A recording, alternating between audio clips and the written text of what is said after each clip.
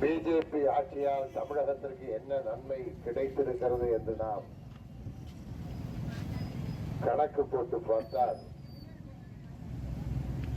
மோடி அவர்கள் தமிழ்நாட்டு மக்களுக்கு எந்த விதமான திட்டங்களையோ நன்மைகளையோ அவர் செய்யவில்லை. அது மட்டுமல்லாமல் தேர்தல் நேரத்திலே மட்டும் தமிழ்நாட்டு மக்களை சந்திக்க வருகிறார். தமிழ் எனக்கு மிகவும் பிடிக்கும் என்கிறார். வள்ளுவருடைய திருக்குறளை சொல்லுகிறார். பாரதியாருடைய பாடல்களை பாடுகிறார். தமிழ் மொழி மேல் எனக்கு அதிகமான ஈடுபாடு உண்டு, அன்பு உண்டு என்று சொல்லுகிறார் என்று சொல்லுகிறார். கேரளாவுக்கு போனால் மலையாளம் பிடிக்கும் என்று சொல்லுகிறார். ஆகவே மக்களை ஏமாற்றுவதற்காக அப்படிப்பட்ட ஒரு நாடகத்தை மோடி அவர்கள் போட்டுக் கொண்டிருக்கிறார். அப்படி தமிழ்நாட்டு மக்களை அவருக்கு பிடிக்கும் என்றால் தமிழ்நாடு அரசுக்கு நம்முடைய வெள்ள நிவாரண நிதியோ மற்ற புயல் நிவாரண நிதியோ ஒரு பைசா கூட தமிழ்நாட்டுக்கு அவர் கொடுக்கவில்லை. ஏனென்றால் தமிழையும் தமிழ்நாட்டு மக்களையும் அவருக்கு பிடிக்கவில்லை. ஆட்சிக்கு வருவதற்கு முன்னால் சொன்னார்,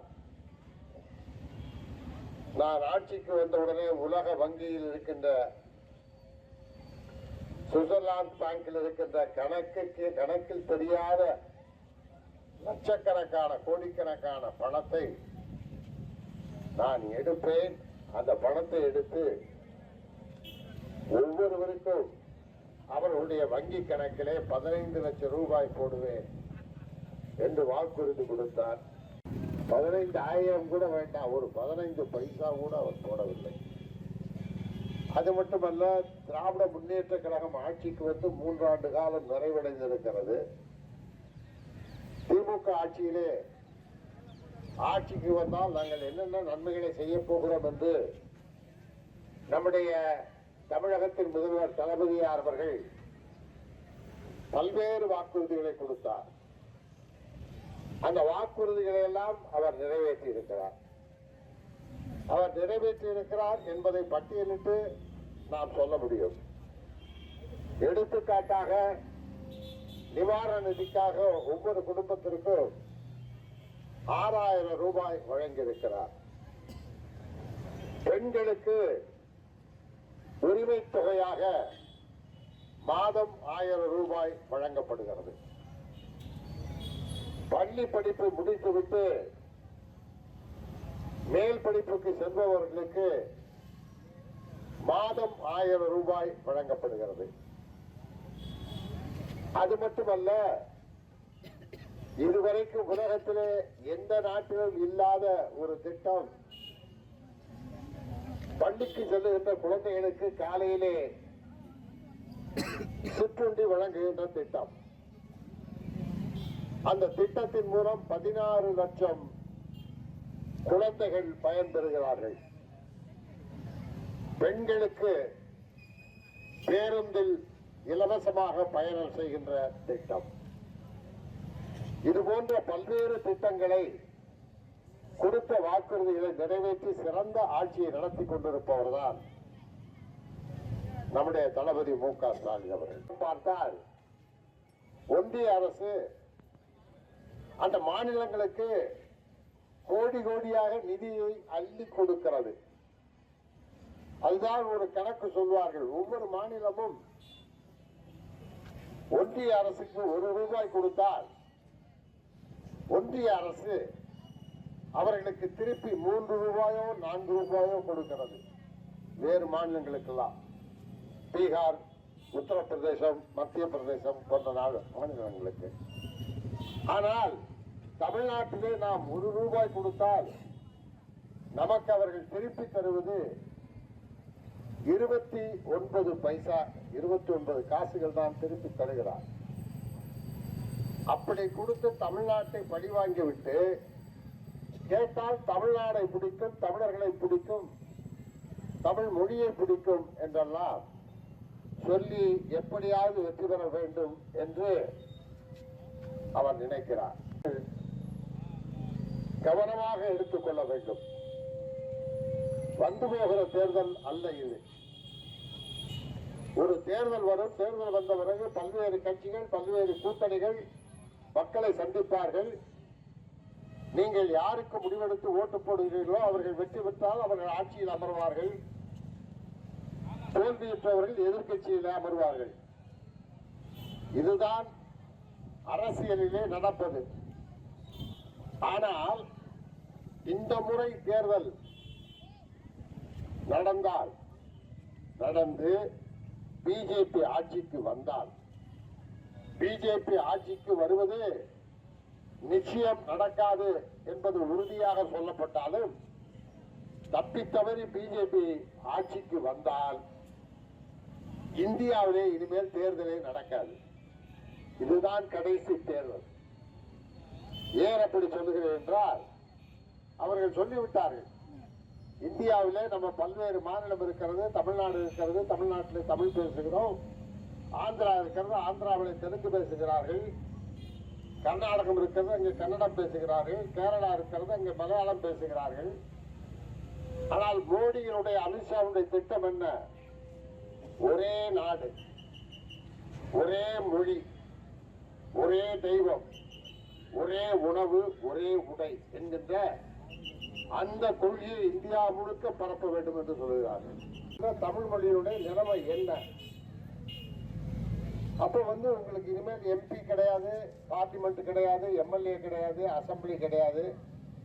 ராணுவ ஆட்சியை விட, சர்வாதிகார ஆட்சியை விட ஒரு மோசமான ஒரு ஆட்சியை உருவாக்க வேண்டும் என்பதிலே அவர்கள் முடிவோடு இருக்கிறார்கள்.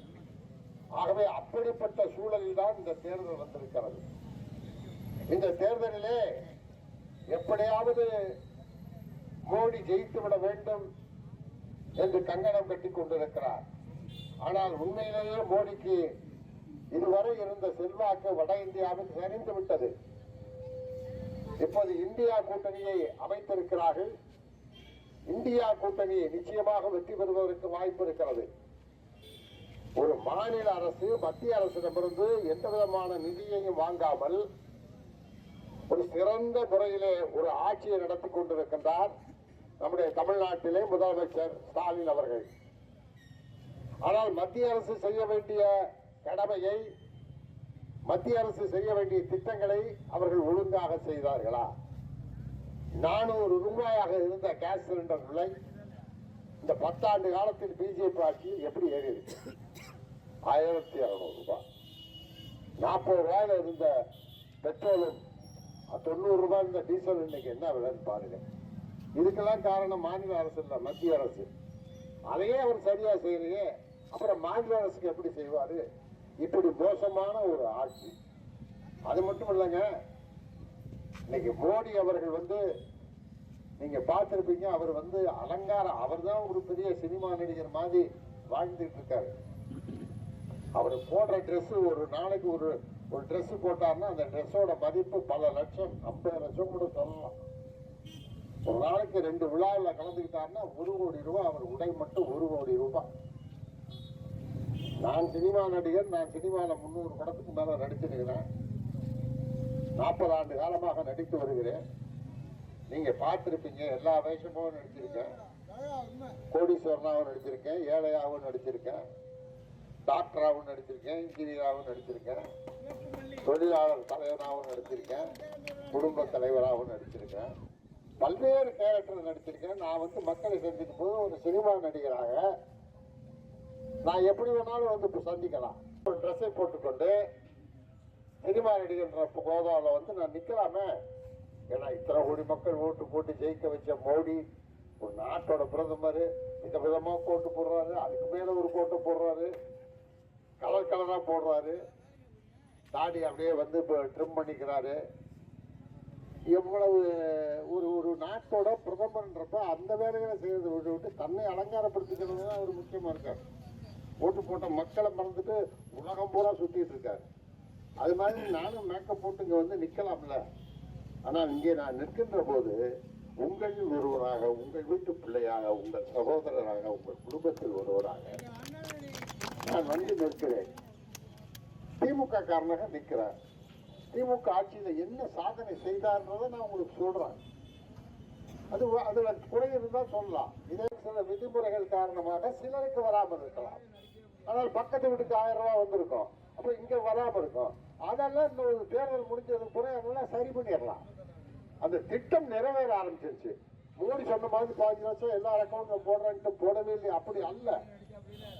அதே மாதிரி பெருந்தலைவர் காமராஜர் சத்துணவு திட்டத்தை கொண்டு வந்தாரு.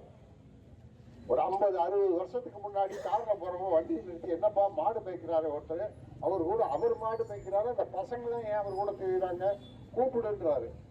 வர சொல்லி கேட்கிறாரு, என்னப்பா நீ தான் மாடு மேய்க்கிற, இந்த பசங்க என்ன பண்ணாங்க, சின்ன பசங்க? இல்லைங்க, அவங்க பள்ளிக்கூடத்துக்கு அனுப்பலையா? இல்லை, பள்ளிக்கூடத்துக்கு போனா பசிக்கு போய் சாப்பாடு இல்லை, அதனால இங்க மாடு மேய்ச்சா தான் வேலை சரியா இருக்கும். அப்ப அதிகாரியை கூப்பிட்டு காமராஜர் சொல்றாரு, பள்ளிக்கூடத்துக்கு வரமாட்டேன்றாங்க, பசியோட இருக்காங்க, சாப்பாடு இல்லைன்றாங்க. ஏன் மத்தியானம் சாப்பாடை பள்ளிக்கூடத்துல போடு, அங்க வந்து சாப்பிட்டதுக்கு அப்புறம் அப்படியே உட்கார வச்சு படிப்பு சொல்லி கொடு அப்படின்னு சொன்னாரு. அதுதான் மதிய உணவு திட்டம். எம்ஜிஆர் கொடுத்தாரு. கலைஞர் வந்து என்ன பண்ணாரு, வாரத்துக்கு 5 நாள் முட்டை பிடிக்கலன்னு சொல்லுது பிள்ளைங்க, முட்டை பிடிக்கலன்னு சொல்றவங்களுக்கு வாழைப்பழம், அப்படி ஒரு திட்டத்தை கொண்டு வந்தாரு. இதெல்லாம் மிஞ்சி பெருந்தலைவர் காமராஜர், அண்ணா, கலைஞர் எல்லாம் தாண்டி காலையில வெள்ளனா எந்திரிச்சு நம்ம வீட்டு தாய்மார்கள், சகோதரிகள், புருஷன் வீட்டுக்காரர் வேலைக்கு போகணும், அவரை அனுப்பிச்சு வைக்கணும், தான் வேலைக்கு ரெடி ஆகணும். அப்ப காலையில சமைக்க நேரம் இல்லை. சமைக்க நேரம் இல்லாத காரணத்தினால் பிள்ளைங்களுக்கு, குழந்தைங்களுக்கு ஒரு பிஸ்கட்டையோ டீயோ பாலையோ கொடுத்து அனுப்பிச்சிடுறாங்க. அவன் பசியோட பள்ளிக்கூடத்துக்கு போறான். இந்த செய்தியை இதை உணர்ந்த தளபதி ஸ்டாலின் அவர்கள் ஏன் காலையில பள்ளிக்கூடத்துல டிஃபன் கொடுக்க கூடாது, காலையில் வருகின்ற மாணவர்கள் காலையில வந்து சிற்றுண்டி சாப்பிட்டு விட்டு படிக்கட்டும் என்கிற திட்டத்தை தளபதி ஸ்டாலின் அவர்கள் கொண்டு வந்தார்.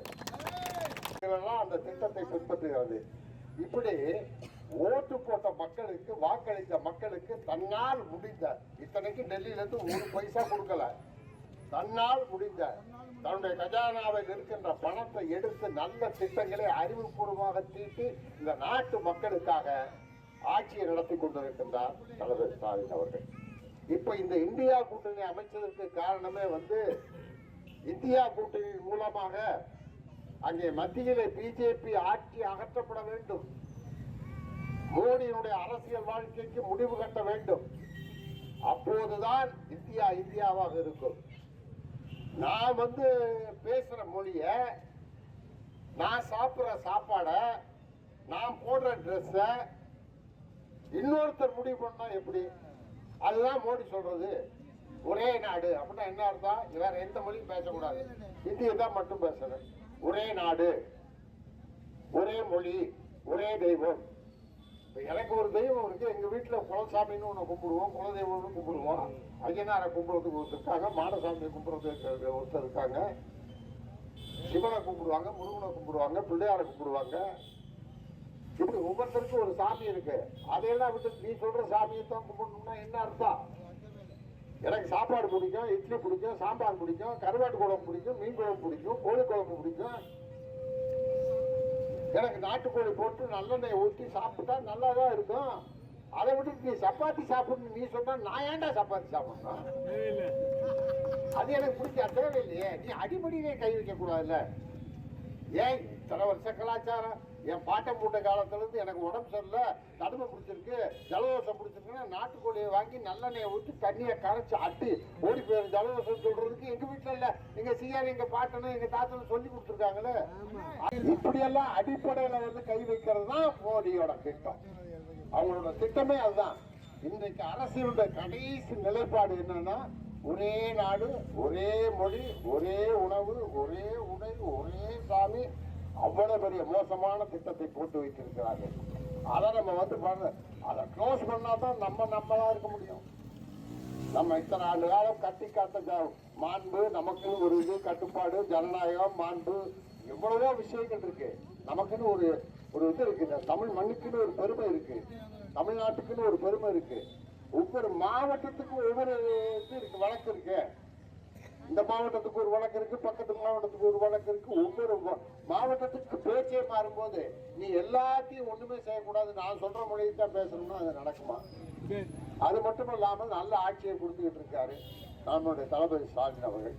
இந்தியா கூட்டணி அமைச்சு பிஜேபிக்கு முடிவு கட்டணுன்றது இதுதான் இந்த தேர்தலில் முக்கியமான அம்சமே இதுதான். இதை நிறைவேற்றுவதற்கு மோடியும் அமித்ஷாவும் ரெடியாக இருக்கிறார்கள். அவர்களுடைய கதையை, அரசியல் கணக்கை தீர்த்து வைக்க வேண்டும், முடித்து வைக்க வேண்டும். அது யாருன்னா நீங்க தான் முடிச்சு வைக்கணும்.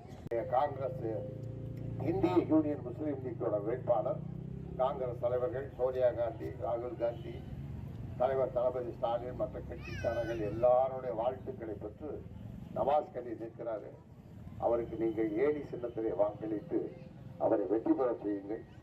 உங்களை எல்லாம் நான் தாண்டி இன்னொரு சந்தோஷம் என்னன்னா, திமுக காரங்க இல்லாதவங்களும் என் படம் பார்ப்பாங்க. 40 வருஷமா என் படம் பார்த்துருக்காங்க. என்னை அவர்களும் நேசிப்பாங்க. ஆகவே நீங்க என்ன டிவியில பார்த்திருக்கீங்க, சினிமா தியேட்டர்ல பார்த்திருக்கீங்க, நான் உங்களை பார்க்கிற வாய்ப்பு எனக்கு கிடைச்சிருக்கேன். நேரம் உங்களை பார்க்கிற வாய்ப்பு எனக்கு கிடைச்சிருக்கு. எனக்கு ரொம்ப சந்தோஷமா இருக்கேன். உங்களுக்கு பார்த்த முகமா அது தெரியும், ஆனா எனக்கு நீங்க எல்லாம் இப்பதானே பாக்குறேன். என்னை பார்த்த, என்னை ரசித்த உங்களை நேரில் சந்திக்கின்ற இந்த வாய்ப்பு கிடைத்ததுக்காக இந்த மேடைக்கு, இந்த கூட்டத்திற்கு, இந்த நிர்வாகிகளுக்கு, ஒன்றியத்துக்கு எல்லாருக்குமே நான் என்னுடைய நெஞ்சார்ந்த நன்றியை